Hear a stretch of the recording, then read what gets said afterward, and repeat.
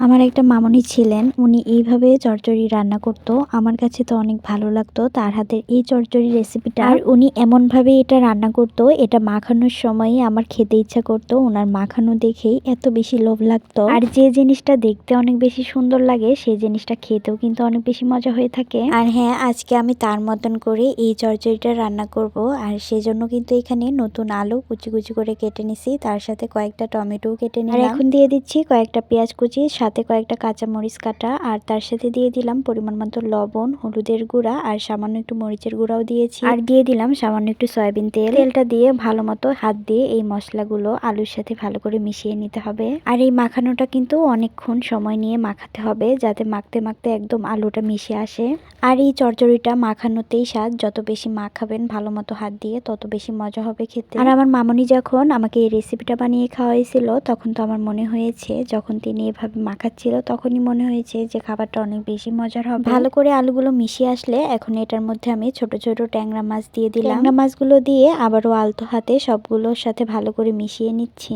গ্রামের খোলামেলা মাটির চুলায় রান্না করার মজাটা কিন্তু অন্যরকম। দেখেন আমি রান্না করতেছি আর এখানে কি সুন্দর মিষ্টি মিষ্টি রোদ আসছে। আর এই তো মাছগুলো মাখানো হয়ে গেলে এখন এটার মধ্যে হাতে ধোয়া সামান্য একটু পানি দিয়ে দিলাম। খুবই শর্টকাট রান্না, এটাতে আর কোনো কিছুই করতে হবে না, শুধুমাত্র এটা এখন চুলার মধ্যে বসিয়ে দিব। চুলার মধ্যে বসিয়ে দিয়ে চুলার জালটা জ্বালিয়ে দিব।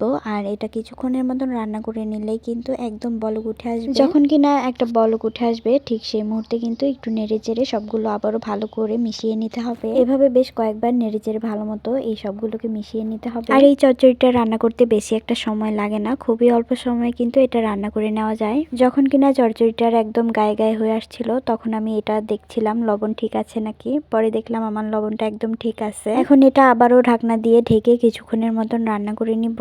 ঠিক এই পর্যায়ে ভালো করে নেড়ে চেড়ে মিশিয়ে নিতে হবে। আর এখানে কিন্তু আমি সামান্য একটু ধনিয়া পাতা দিয়ে দিলাম, আর তার সাথে কয়েকটা কাঁচামরিচও দিয়েছি। আমার মামনিকে দেখতাম এই রেসিপিটাতে ধনিয়া পাতার পরিমাণটা একটু বেশি দিত, সেজন্য কিন্তু আমি এখানে ধনিয়া পাতার পরিমাণটা একটু বেশি দিয়েছি। ধনিয়া পাতাটা দিয়ে আবারও কিছুক্ষণ ঢাকনা দিয়ে রান্না করে নিতে হবে। আর যখন কিনা এটা একদম লেগে আসছে, নিচ দিয়ে একদম পুরা হয়ে আসছে, ঠিক সেই মুহূর্তে কিন্তু এটা আমি নামিয়ে নিয়েছি। এই রেসিপিটা কিন্তু শুধুমাত্র ট্যাংরা মাছ দিয়েই নয়, যে কোনো ছোট মাছ দিয়েও কিন্তু এভাবে চচ্চড়ি রান্না করা যায়। যারা কিনা আমার এই ভিডিওটা দেখছেন তাদের কাছে আমার একটা অনুরোধ থাকলো, যদি আমার পেজে নতুন হয়ে থাকেন অবশ্যই আমার পেজটা একটু ফলো করে দিবেন, আর সাথে লাইক কমেন্ট শেয়ার করতে একদমই ভুলবেন না। আমার হাতের এই চচ্চড়ি রেসিপিটা আপনাদের কাছে কেমন লাগলো অবশ্যই জানাবেন। আজকের মতন এখানেই বিদায় নিচ্ছি। সবাই ভালো থাকবেন, সুস্থ থাকবেন, আর নতুন নতুন রান্নার রেসিপি দেখতে অবশ্যই আমার পেজটাকে ফলো করবেন। এতক্ষণ আমার ভিডিওটি দেখার জন্য আপনাদের অসংখ্য অসংখ্য ধন্যবাদ। সবাই ভালো থাকবেন, আল্লাহ হাফেজ।